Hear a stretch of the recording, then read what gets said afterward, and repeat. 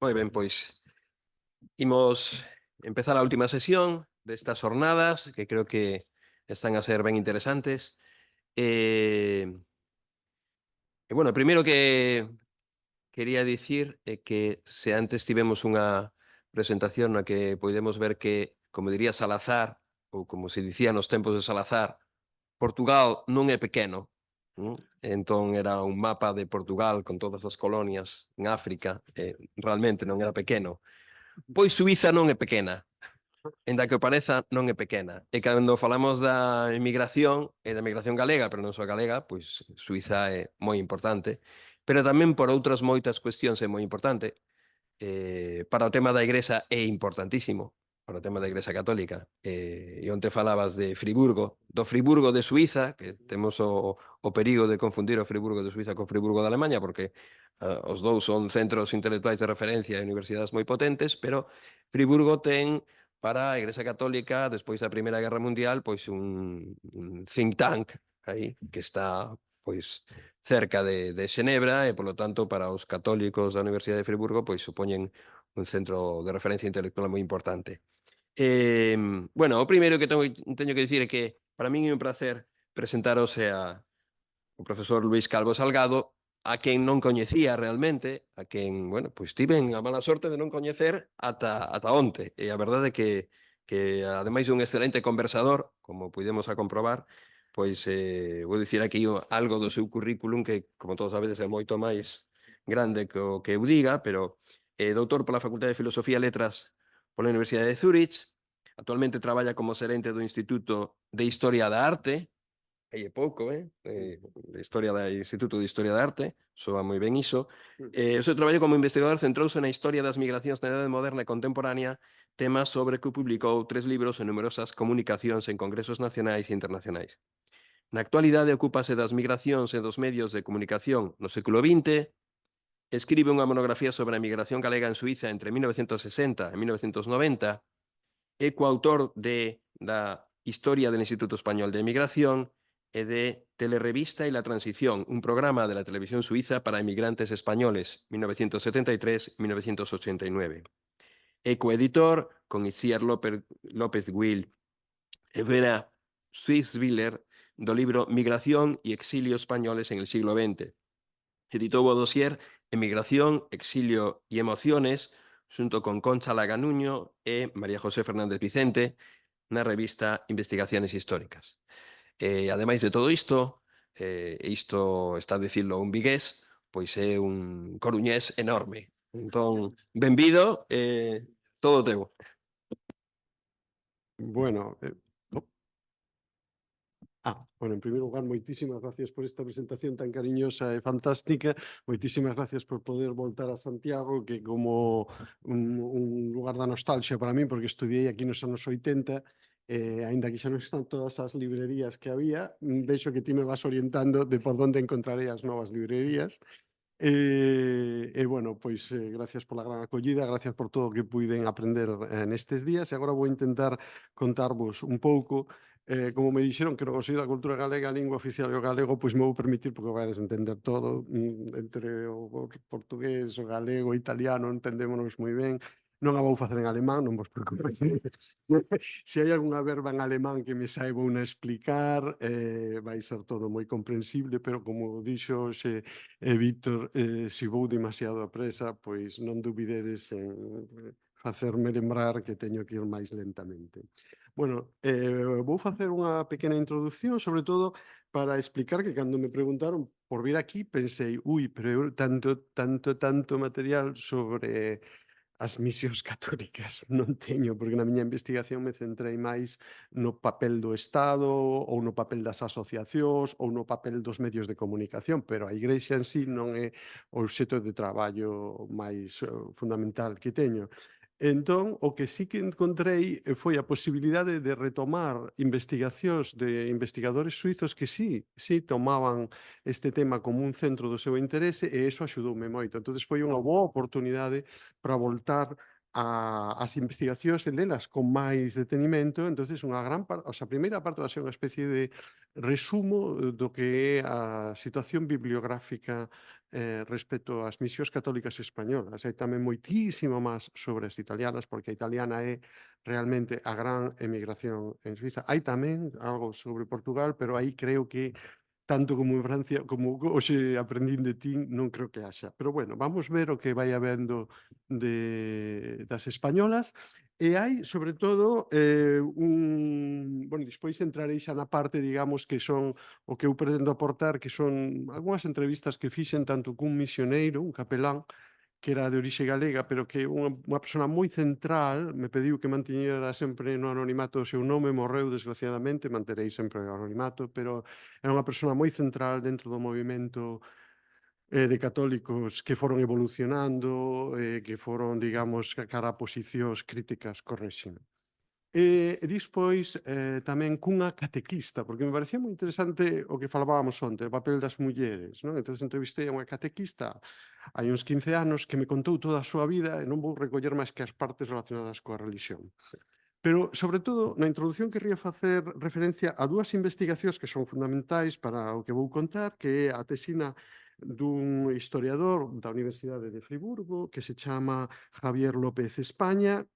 Agora xa non se dedica a estas cousas, pero ten unha tesina fantástica sobre as misións católicas españolas na diócesis de Lausanne, Xenebra, Friburgo, que é unha diócesis descomunal, é moi interesante porque ten partes protestantes e partes católicas, e ten partes rurales, e ten partes eh, urbanas. Entonces de aí podes sacar unha cantidade enorme de información sobre cuestións de socioloxía, tanto dos misioneiros como das religiosas, como das persoas que estaban ali, que me parece unha tesina fantástica. Isto me foi abrindo unha chea de campos, e ademais el tivo moito contacto tamén coas religiosas que foron asistentes sociais, co cal recolle non só a visión dos capeláns, sino tamén a visión das mulleres que axudaban os capeláns, que eran normalmente as asistentes sociais.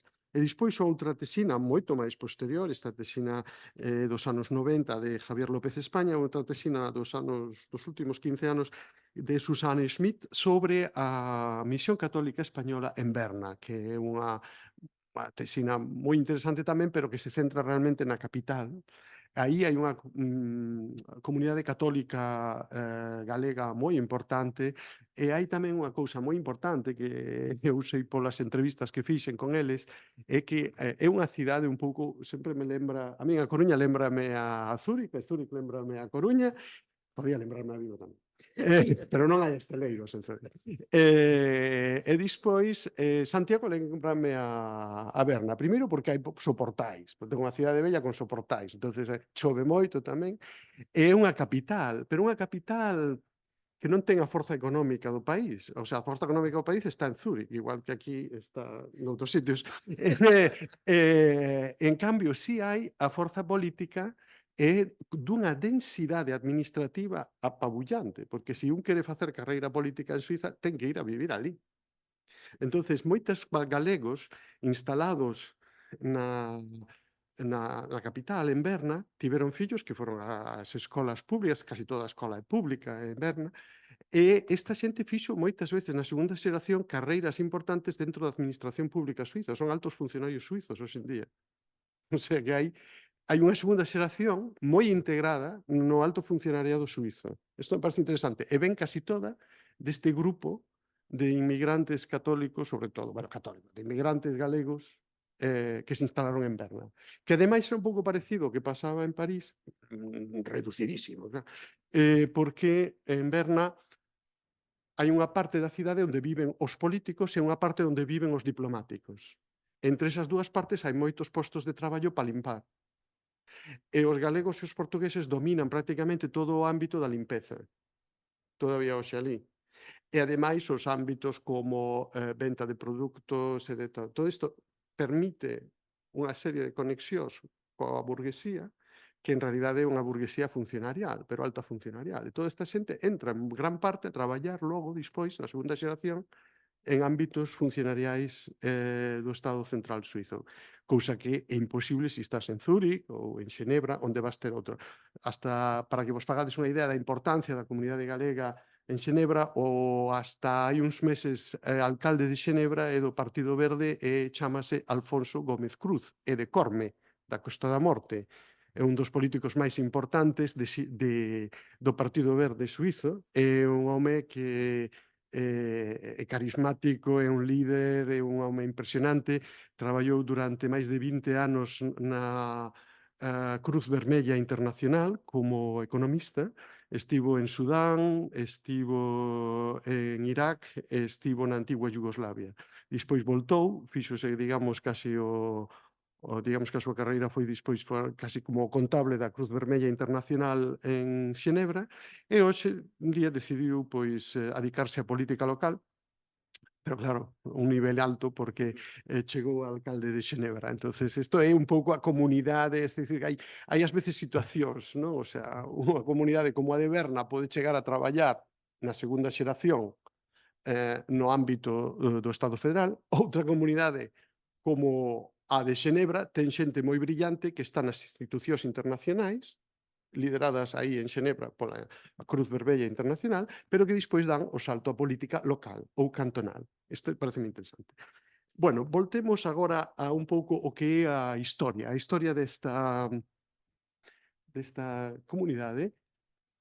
Vou explicar un pouco, en primeiro lugar, cales son as características máis fundamentais dun xeito moi xeral da evolución da poboación española en Suiza. Se observamos os países de orixe dos emigrantes, vemos que a diversificación dos lugares de orixe dos emigrantes despois da Segunda Guerra Mundial foi aumentando moito en Suiza. O primeiro tiñamos xente dos países colindantes, especialmente de Italia, pero a partir dos anos 60 isto se vai ampliando, e non vos digo nada, a partir dos anos 90. En 1950, os estranxeiros procedían principalmente dos 4 países limítrofes, Italia, Alemanha, Francia, Austria. En 1960, xa os italianos eran o 60% da poboación estranxeira, pero a partir de entón a porcentaxe continuou a medrar en 1900, perdón, en 1970, os españois convértense no 11% da poboación estranxeira, é dicir, é o seu momento de chegada a principios dos 60 cos acordos bilaterais, pero máis tarde, xa nos anos 80 e 90, a diversificación fai que os españois deixen de xogar o papel fundamental. Hoxe en día podemos decir que hai unha comunidade casi que ronda os 100.000 con baixos subidas, pero para que vos fagades unha idea, pois a comunidade italiana triplica ou cuatriplica e a comunidade portuguesa está moi por riba tamén da comunidade española. E dentro da comunidade española, aproximadamente entre o tercio e o 40% son galegos, o que é unha clara sobrerepresentación, porque hoxe a poboación galega no Estado español representa aproximadamente entre un 6% ou algo, pero neses momentos dos anos 60 era algo maior. De todas maneiras, é unha clara representación. Isto ten moito que ver coas políticas de reclutamento do Instituto Español de Migración, e podedes lelo no noso libro conxunto. Esta é unha visión así xeral do que estaba dicindo, pero só ata os anos 90.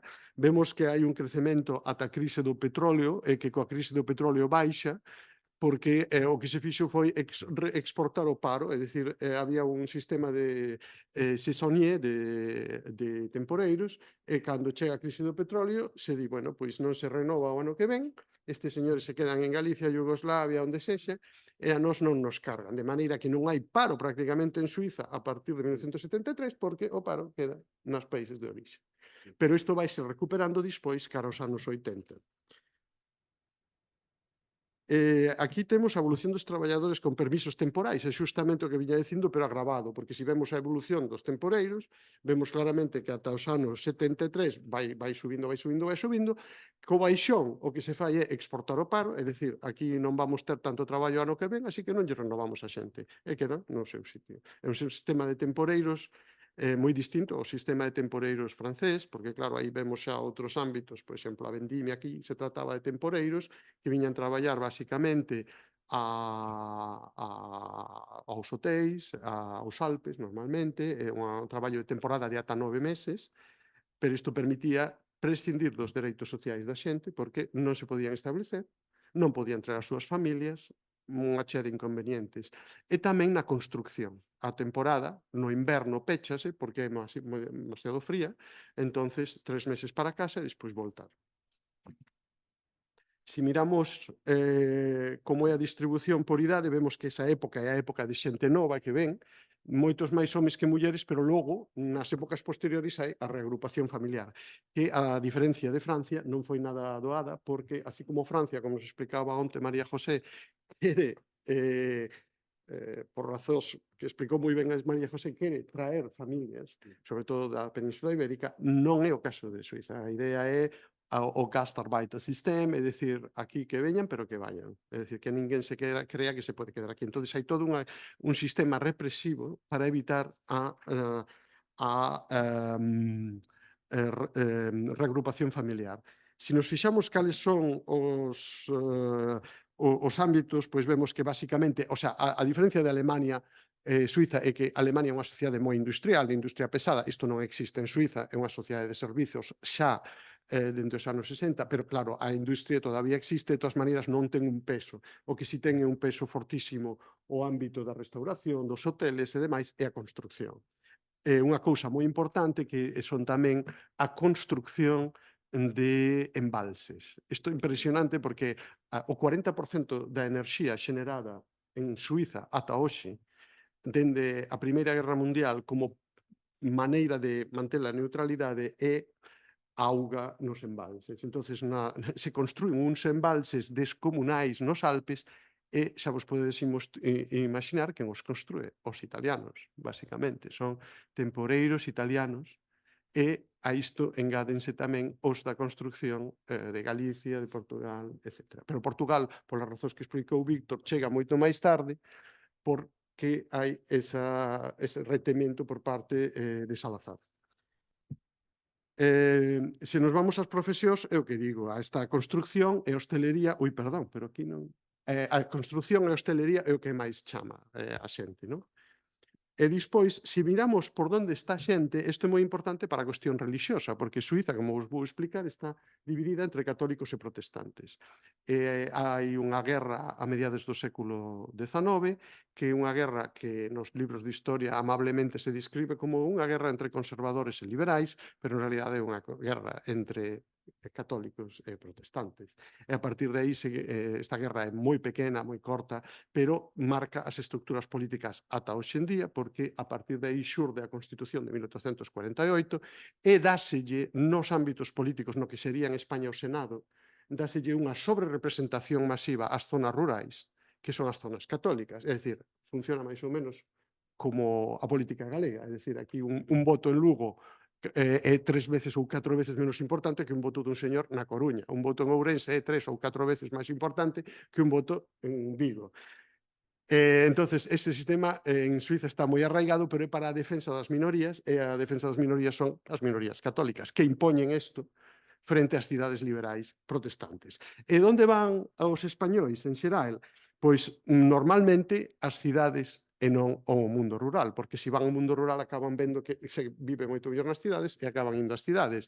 Entonces temos moita xente na zona francófona, sobre todo en Xenebra, Lausanne, tamén temos moita xente en Zúrich, Berna e Lucerna, pero tamén hai cidades menos importantes desde o punto de vista demográfico, pero moi importantes para o que nos interesa, como Friburgo, onde tamén hai galegos. Prácticamente están por todas partes, e os españois o mesmo.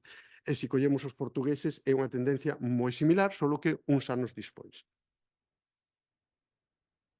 Isto mostranos simplemente esta curva da crise do petróleo e agora vamos ver cales son os instrumentos de control do Estado suízo. A socioloxía suíza dos anos 60 e 70 das migracións é unha socioloxía que prescinde do Estado. A xente móvese por push e push factoren, entonces hai uns salarios máis altos e a xente chega e traballa ali, como se o Estado non existise. Bueno, son sociólogos que, como estou intentando analizar con María José nun traballo conxunto, están moi cerca dunha ideoloxía que hoxe chamaríamos anarcoliberal, para entendernos ata Buenos Aires. Entonces, é unha socioloxía que se inspira moito dos pensadores como Proudhon, e que non se inspira no que sería o que nos esperaríamos, unha socioloxía que contase co Estado, porque din, no, bueno, aquí os politólogos que estudian isto, nós estudiamos solo a sociedade, e todos os factores son factores económicos, factores sociais, isto urbano, isto rural, pero o Estado non existe. Pero, sabemos, o Estado existe. Despois, na Guerra Fría, vaya se existe. En Suiza é unha forma de controlar todo, e a densidade do Estado en Suiza é enorme. O sea, está o Estado federal, os Estados cantonais, o sea, que son os cantóns, pero que cada un ten unha constitución, é dicir, é unha fortaleza do Estado tremenda. E todos estes niveis, tamén o nivel local, influen na política migratoria. Entonces, se vemos aquí, por exemplo, solo o Estado federal, marquei en vermello o que sería o Ministerio de Traballo e Economía, que é o superministerio todavía hoxe que organiza todo, traballo e economía en Suiza, é dicir, todo pensado para que haxa un diálogo social e que non haxa un poder nin demasiado forte dos sindicatos, nin demasiado forte dos empresarios, aunque, lóxicamente, o que ten o poder en Suiza ao final é tendencialmente o sistema financiero. Pero o sistema financiero tampouco lle interesa que as industrias teñan demasiado poder frente a eles. Entonces, queda moi ben ter un Ministerio de Traballo e Economía que é o superministerio. Este ministerio delimita quen vai chegar e quen non vai chegar nas políticas migratorias. Pero, ademais, alguén ten que controlalo, e iso é a Policía de Estranxeiros, que se chamou Policía de Estranxeiros hasta hai ben pouco. Agora se chama de outra maneira, máis políticamente correcta, pero é a Policía de Estranxeiros, e xoga un papel importante na Primeira Guerra Mundial, na Segunda Guerra Mundial, pero na Guerra Fría tamén a Policía de Estranxeiros mira un pouco porque non entren demasiados comunistas. Entón, creo que esta base é importante, non? Quen controla, quen decide as políticas, o Ministerio de Economía e Traballo, e quen vai a implementalas a Policía de Estranxeiros. E cales son os problemas que teñen? Pois, como todos, uns son liberales económicos que pensan, bueno, pero que entre que queira, que total temos postos de traballo despois da Segunda Guerra Mundial. A posición nacionalista, que é a de onde salen os debates xenófobos máis fortes, que xa nos anos 70 teñen unha forza enorme en Suiza. Hai unha iniciativa Schwarzenbach que é fortísima nos anos 70, que é un señor, un historiador, por certo, da clase alta suiza, que decide aí hai un punto onde os sindicatos van fallar: a defensa dos dereitos dos traballadores suizos frente aos inmigrantes. Lanza unha iniciativa, porque temos un sistema de democracia directa, que se chama Iniciativa Schwarzenbach, que pretende a expulsión de italianos e españois no ano 1970, pero de centos de miles, o sea, de centos de miles expulsados. Isto queda nun 40 e pico por cen. Claro, non se chegou a aprobar, pero chegar a un 40 e pico por cen no ano 70 cunha iniciativa xenófoba. Como lle dixo Stephen Bannon aos sucesores de Schwarzenbach, canto aprendimos de vos. E a verdad, creo que hasta hoxe admiran esta vanguardia da xenofobia en Europa, iniciada por Schwarzenbach e que sigue hoxe co partido de Christoph Blocher. Pero vayamos ao seguinte. Negociacións bilaterais e política migratoria española.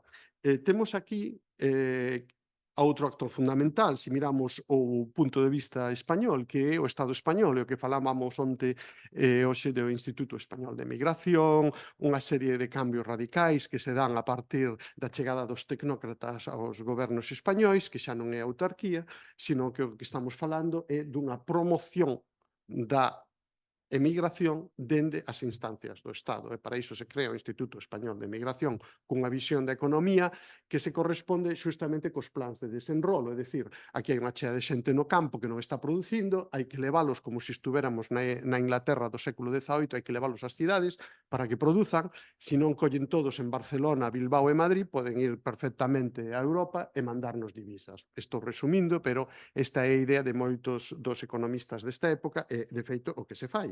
Pero hai que regulalo, o Estado regula. E o Estado faino a través de tratados bilaterais, por exemplo, onde se regulan a contratación, as condicións para sair de España e entrar en Suiza, así como as condicións laborais e cuestións sociais. O Tratado Bilateral de Suiza é de marzo de 1961. Nel xoga un papel importante o Instituto Español de Migración, e aí pois se abordan puntos sensibles, pero sobre todo tamén o punto da reunificación familiar, que, como vimos, é moi distinto a caso francés. Na comisión bilateral que regula todos estes acordos se reúnen moitos nos anos 60, menos nos 70 e menos nos 80. Despois, coa integración de España na Comunidade Económica Europea, lóxicamente, esta lóxica bilateral desaparece. Entrase nunha lóxica bilateral de Suiza coa Unión Europea. Se miramos estas relacións bilaterais, vemos que hai unha frecuencia forte ata o final do franquismo, hai moi poucos contactos na transición á democracia e recóllese un pouco antes dos 90, pero despois desaparece plenamente porque a lógica desaparece. Si vemos que é o que se negocia, pois vemos que naturalmente na época do franquismo é o Instituto Español de Inmigración o que leva a voz cantante, e na época de transición aínda ten o papel ata o ano 84, pero despois xa desaparece o IE de facto, entonces hai outros actores políticos.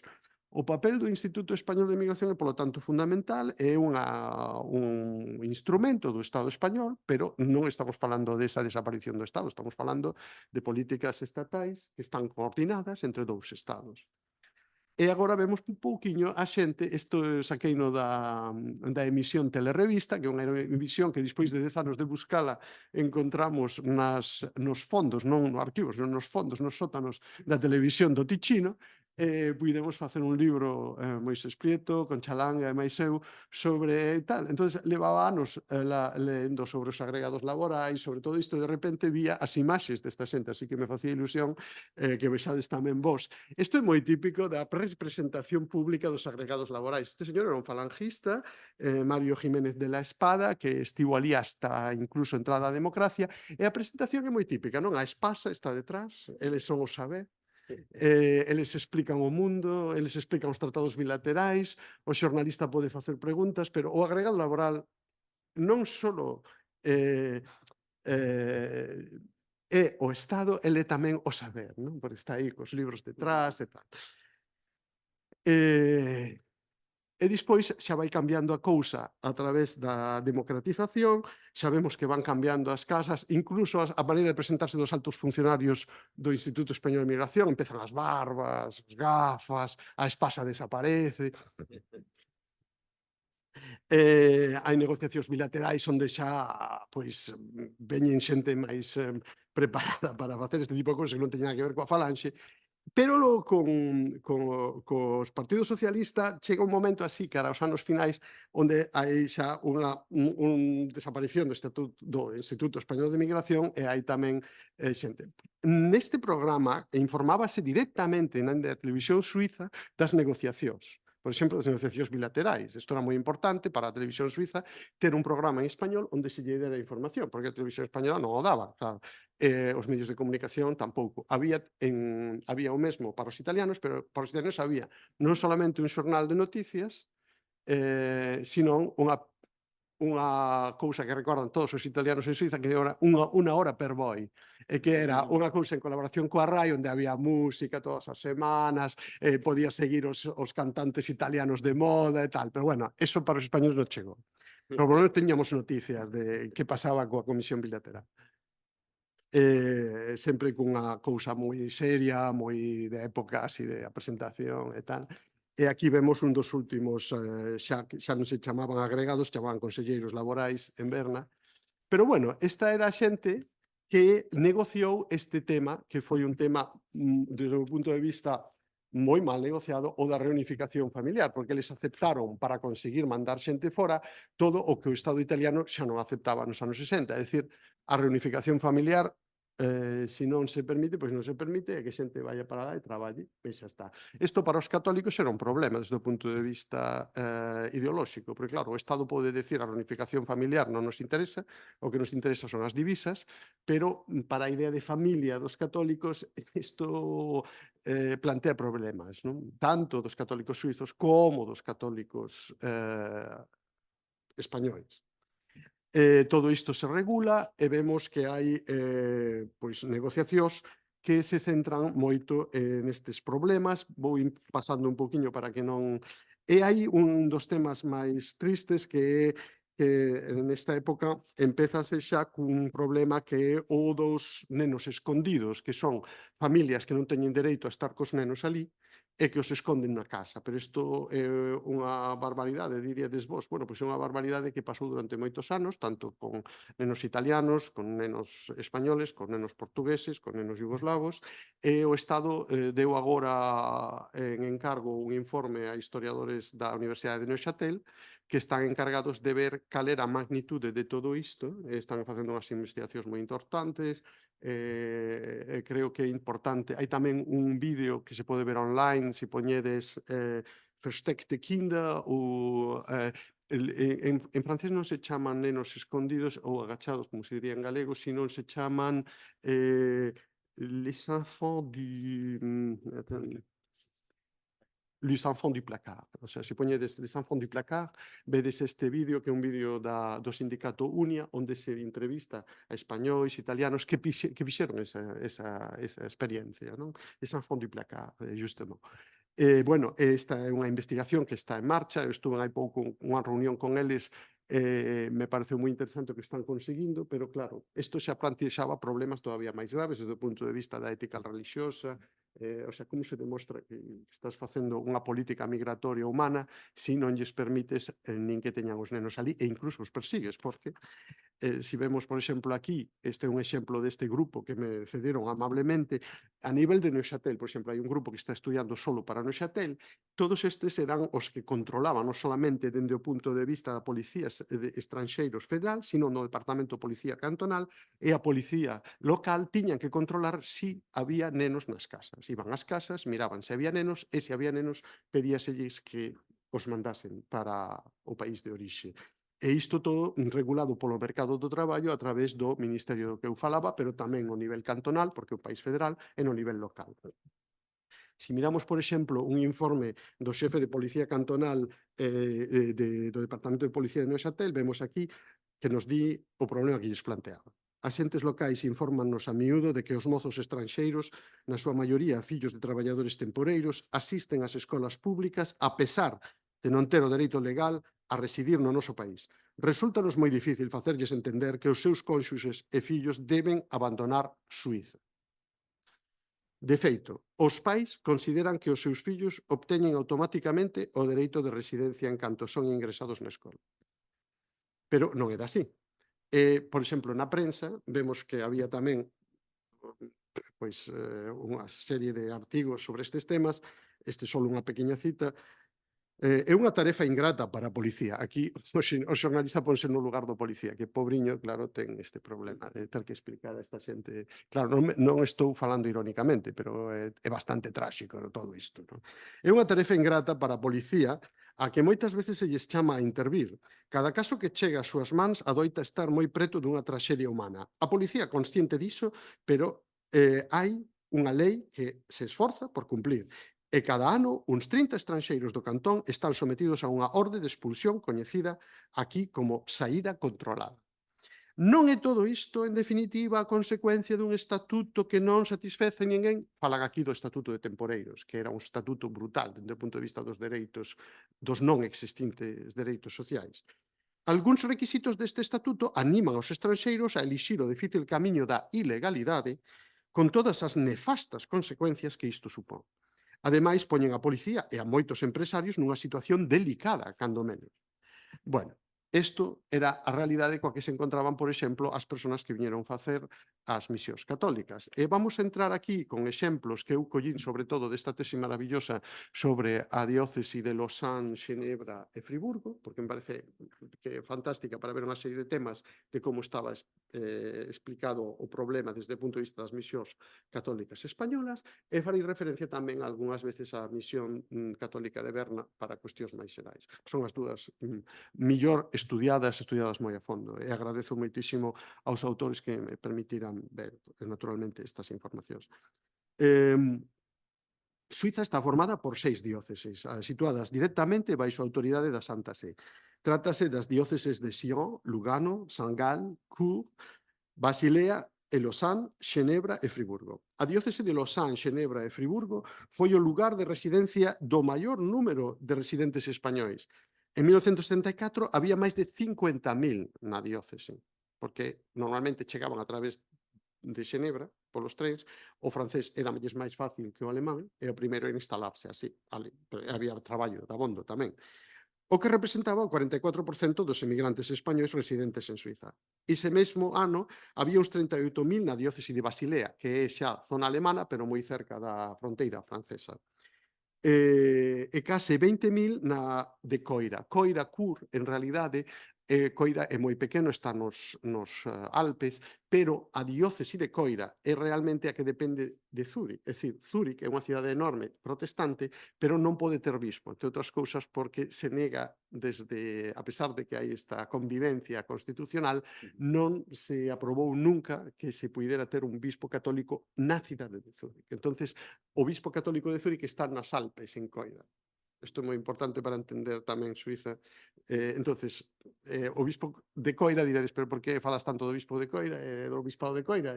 Pois porque é un dos máis importantes, porque ten a cidade de Zúrich. Bueno, se miramos un pouco como son estes bispos, son, como vedes, o que vamos mirar, e permitideme só que o sinale,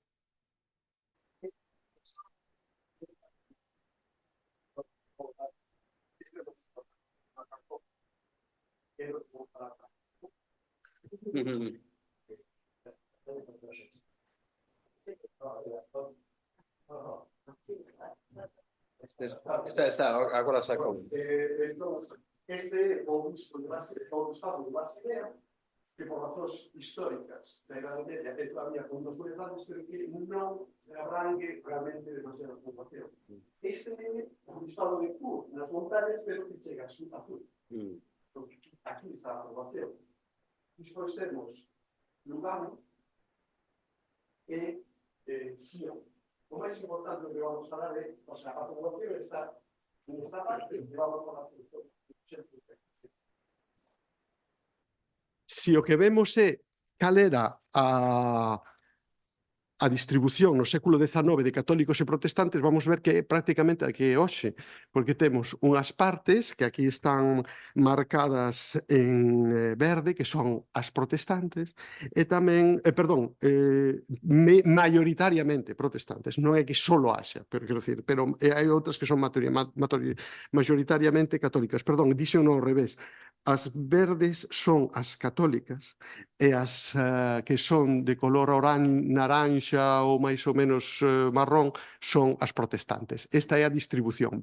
Pero, se miramos hoxe en día a distribución, é prácticamente a mesma. O sea, maioritariamente houbo desplazamentos de poboación, sobre todo das partes rurais católicas hacia as cidades, pero non chegan a ser a maioría. E, se vemos a distribución da poboación, vemos que os Alpes están prácticamente baleiros e toda a poboación suiza é como un continuo urbano dende Xenebra hasta Sangal, pasando por Berna. Eso é toda a zona protestante, que era a zona dos liberais no século XIX. E é aí onde está a poboación, e é aí onde están os inmigrantes, pero en zonas protestantes. Se miramos a distribución das misións católicas hoxe en día, vemos que os italianos siguen sendo os máis representados, despois veñen os croatas e os portugueses e a mesma altura máis ou menos os españois. Esta é a información que dan os bispados actualmente na súa páxina, que é fantástica desde o punto de vista estadístico.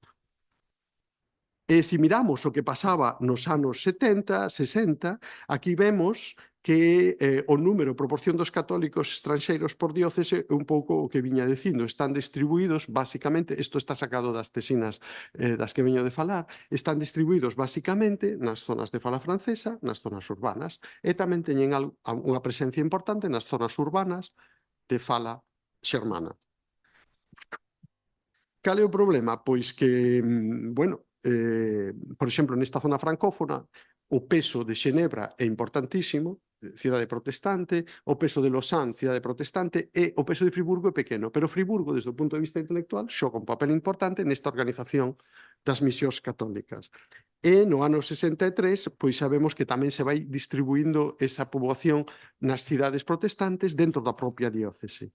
Solo para que o vexades así un pouco como vai por diocese, pero bueno, isto non ten tanto... O que me interesa é salientar aquí o que falábamos onte de quen empeza coa organización, e son os franciscanos e os servitas, porque o primeiro que se fai é preguntar quen fala español por aquí. Entonces os franciscanos xa tiñan xente que falaba español e puxeron a súa disposición dentro das ordes antes de ter xa o crego secular organizado.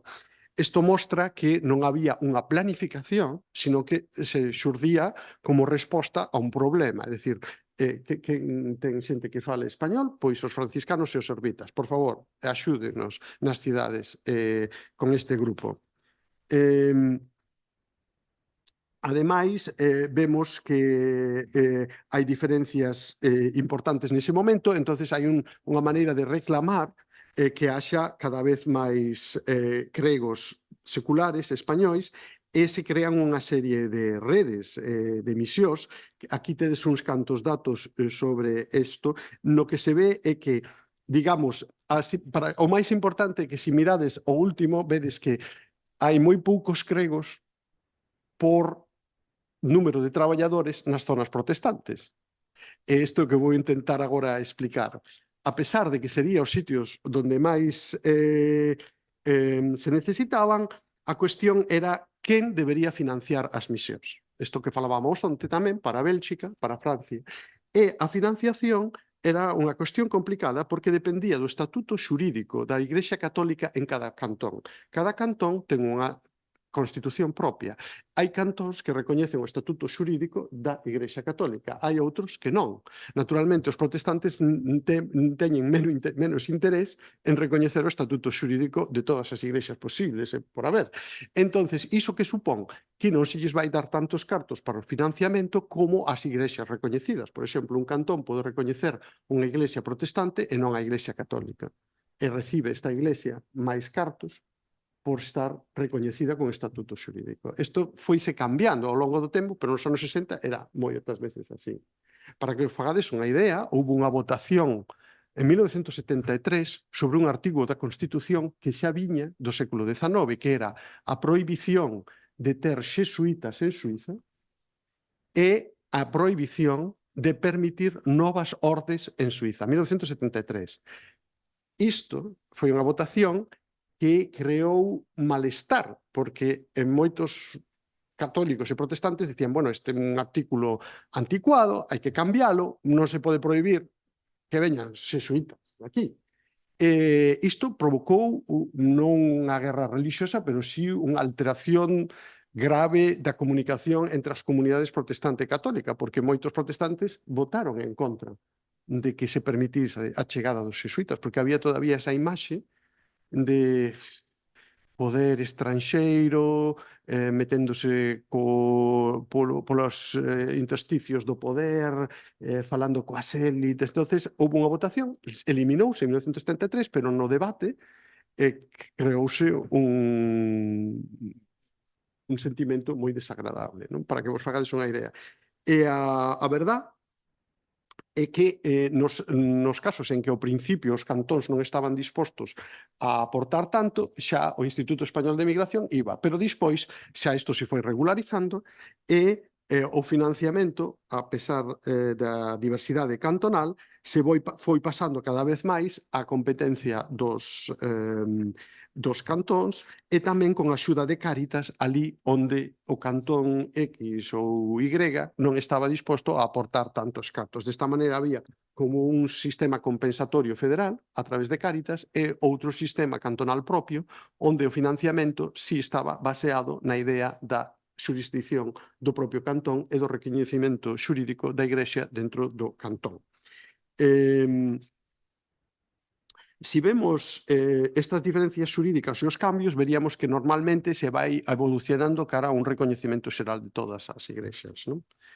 E se pasamos a ver que esforzo económico se fixo, pois temos que ver que se fixo un esforzo económico cada vez máis grande para aportar, pero que sempre había descompensacións. Se había 7.000 traballadores en Basilea xa nos anos 60 e había un só crego, pois non era fácil dar un salto e traer a 5 e tal, entonces foi organizado. Tamén hai que ver que había unha distribución do traballo, entre os capeláns e as asistentes sociais, que eran normalmente traballadoras mulleres, e que facían unha labor moi importante, por exemplo, en Xenebra, na acollida da xente nos trens. Hai que pensar que os trens chegaban sobre as 4 da mañá, a xente tiña que esperar para o control sanitario de fronteira, iso todo estaba acompañado por asistentes católicas, eran mulleres, aí normalmente non se vían os capeláns.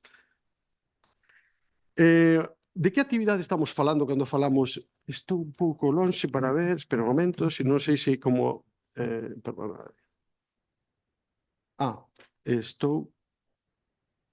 O financiamento da Universidade Cantonal, acabo de tratalo, si, os lugares onde se desenvolveron as actividades das misións. Bueno, as misións tiñan dúas partes, o sacramental, que diríamos vai nas igrexas católicas dos sitios. Hai que pensar, por exemplo, que en cantos católicos isto era moi fácil, pero cantos protestantes non, porque as igrexas católicas foron permitidas para ser construídas, por exemplo, no cantón de Zúrich a finais do século XIX, antes non.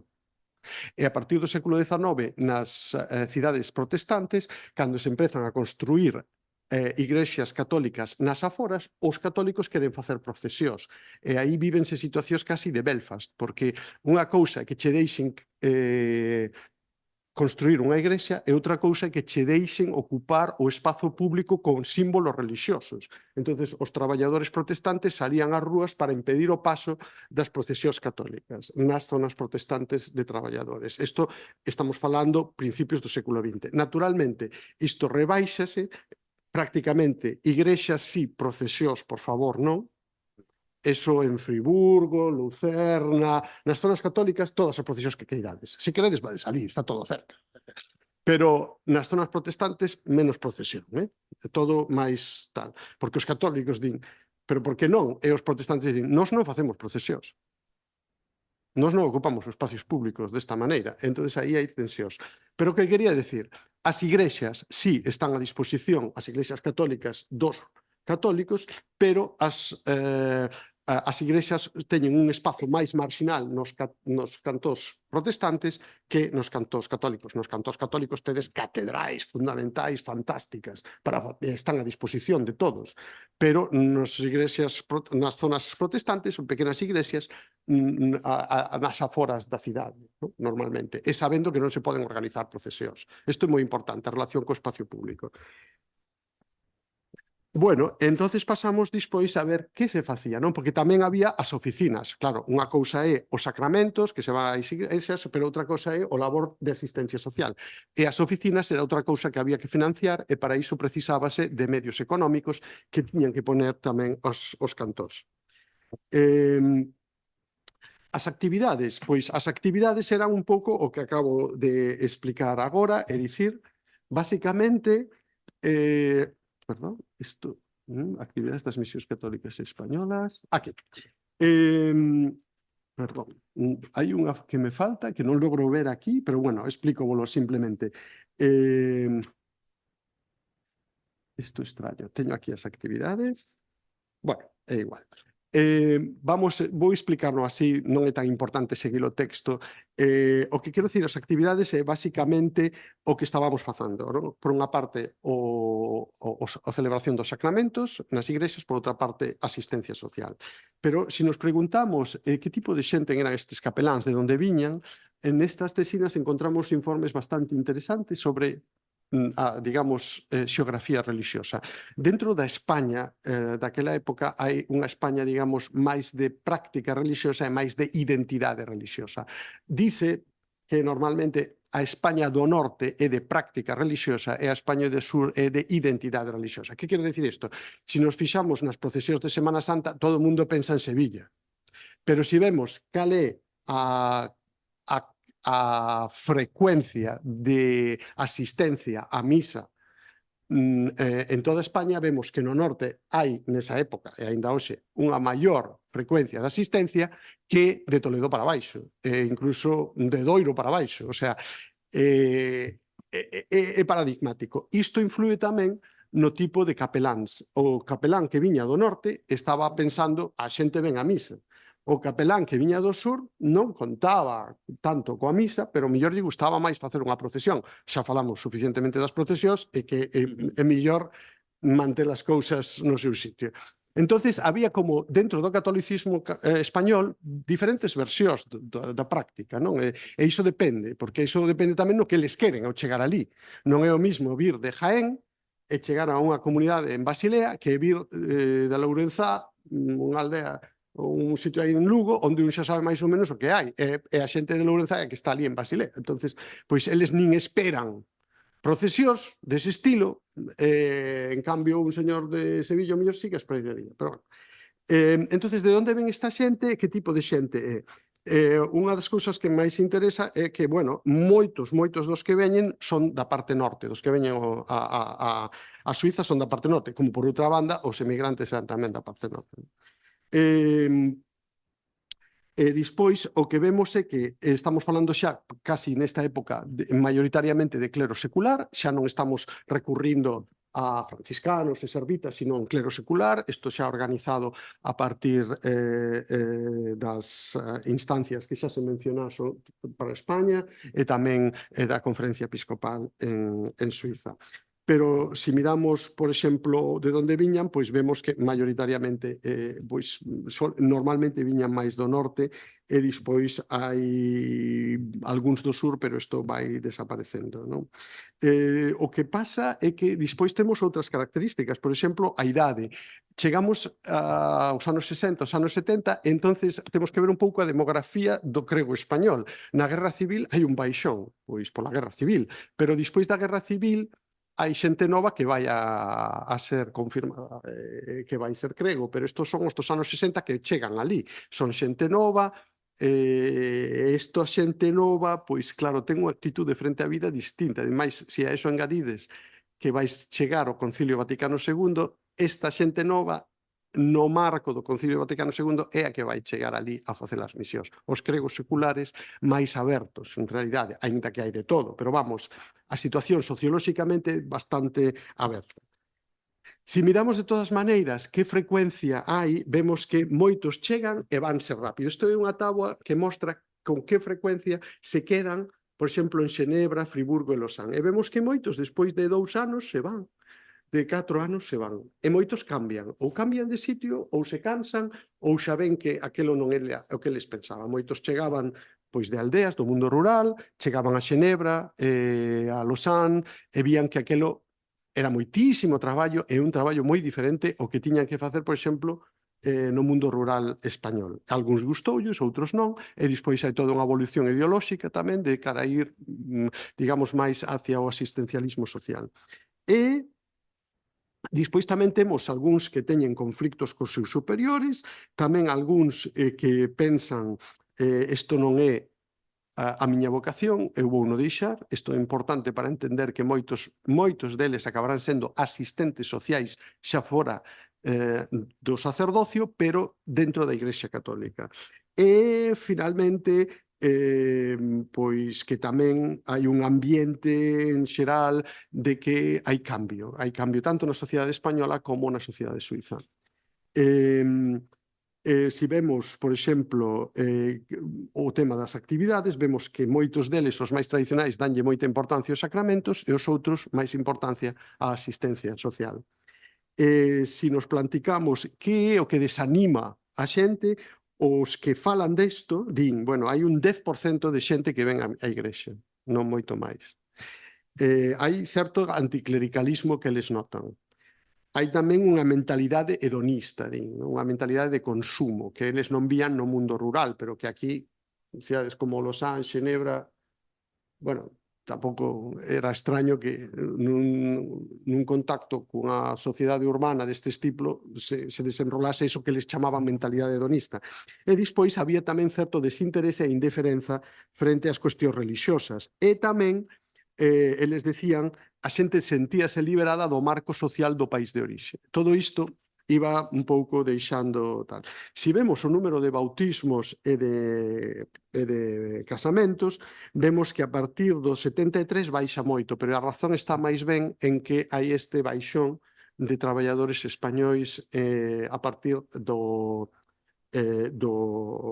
alza do petróleo no 73. Entón, penso que tanto os bautismos como os matrimonios están máis ben asociados a eso. Se nos centramos na asistencia social, o que vemos é que aí ese un sector que vai collendo cada vez máis importancia. Non? Para algúns deles era como unha cousa máis, pero para moitos deles acaba sendo todo, a asistencia social. Porque ven que, bueno, aí se sinten máis útiles, non é porque o Estado non o faga ou porque non haxa sindicatos, ou porque, senón porque eles vense máis demandados. Os que queren quedar vense máis significados niso. E tamén ven que as mulleres están collendo cada vez un papel máis importante porque elas van, desde o principio, como asistentes sociais. Entonces, as mulleres están sendo moi ben acollidas e eles, sí, dan a misa e tal, pero se non axudan, tampouco teñen unha valoración alta. Non? Entonces, vense como en consecuencia cambios nese ámbito. Entonces, houbo ao principio unha especie de reacción xerárquica de decir a Igrexa non, os homes non teñen por que andar metidos tanto en asuntos de asistencia social, os homes teñen que ser os capeláns, teñen que levar o dos sacramentos, pero eles mesmos foronse apartando en moitos casos disto. Non?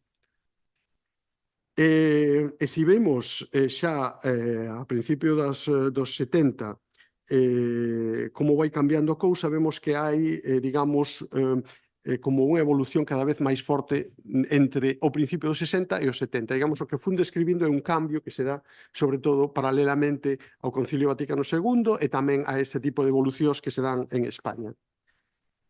Finalmente, hai un último labor que é o labor de animación e formación, o que falábamos dos domingos, non? Que se fai despois da misa e todo iso.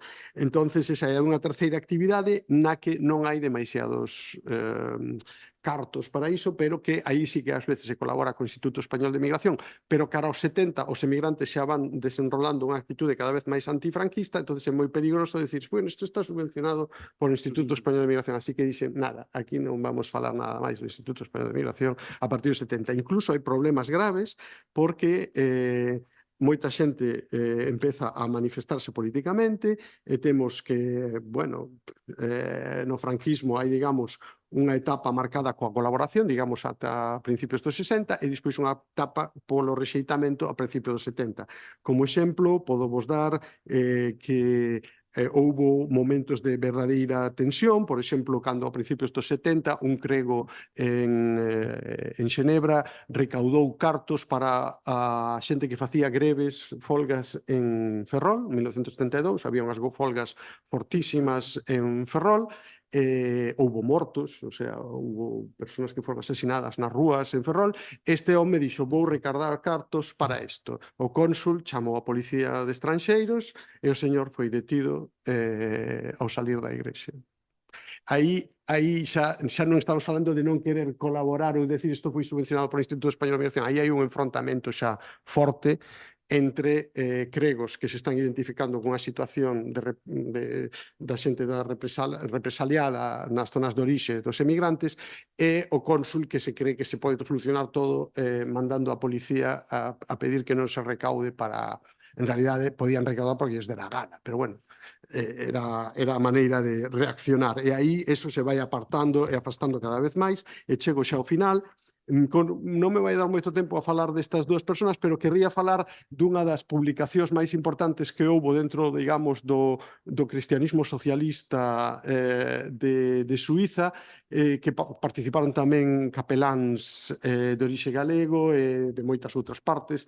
Entonces aquí vemos a revista Búho, empezou pois aí a principios dos 70 e durou pois ata o principio da transición. É unha revista na que se pretende, como vades ver pola iconografía, o que decías ti antes, non o que tanto temía Salazar, é moito máis fácil que utilicen unha linguaxe maoísta ou así que non vai entender ninguén ou que ninguén se identifica, que se utilice unha linguaxe cristiana para cousas como isto, non? Vamos a ver algún exemplo. Bueno, estamos falando de imaxes típicas da emigración, pero despois os medos, creo que hai algún... Bueno, os temas son sempre dereitos humanos, dereitos da emigración. Isto, por exemplo, as fábricas, pero como con símbolos pascuais, ou, por exemplo, Cristo, pero como un Cristo obreiro, como, vamos, bueno, xa vedes o que pon aí, Jesús murió legalmente. Claro, isto decilo aí, claro, como estamos falando de migración legal, E al tercer día resucitou, vale, a xente collía o mensaxe, máis todavía, máis forte, non? Isto xa é un tipo de iconografía casi revolucionaria, aínda que isto será máis ben socialdemócratas, tampouco estamos falando de cousas... pero bueno, vedes que a utilización da iconografía vai por un camiño distinto, pero que a iconografía cristiana, que irás que non, non? E isto molestaba. Aquí xa, evidente, non? Estamos falando do 76, xa morreu Franco, e aquí xa lanzado xa nin a iconografía. Cristianos por el socialismo en la emigración. Bueno, antes a palabra socialismo non a poñías na portada, pero agora sí. Tamén cuestións de política estranxeiros en Suiza, non a lei de estranxeiros. Bueno, despois sempre as reivindicacións deles. Isto é unha referencia, por exemplo, de Vitoria, tamén os asesinatos que houve en Vitoria.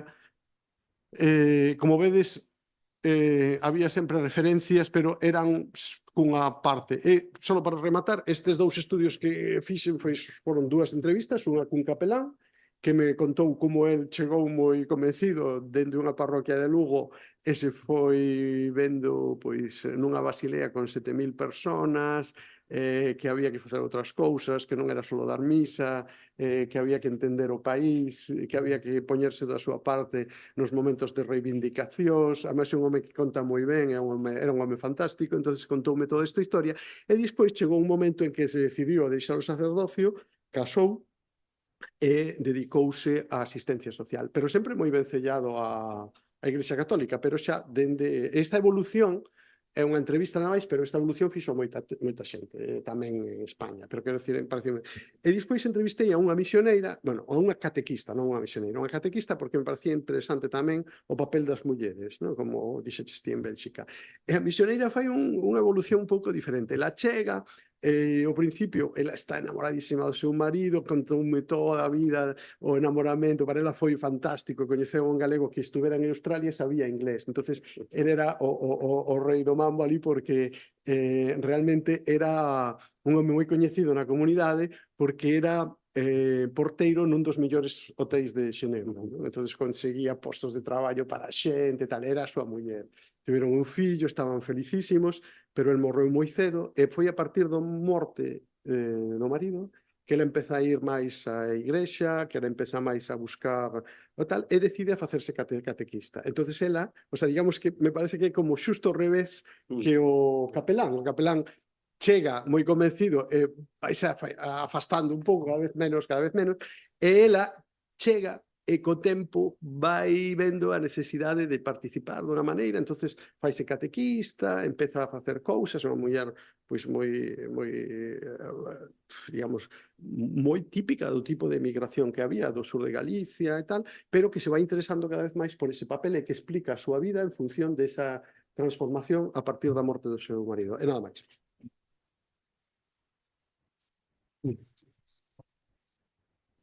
Pues, moitísimas grazas, a verdade que espectacular todo o que contas e como contas.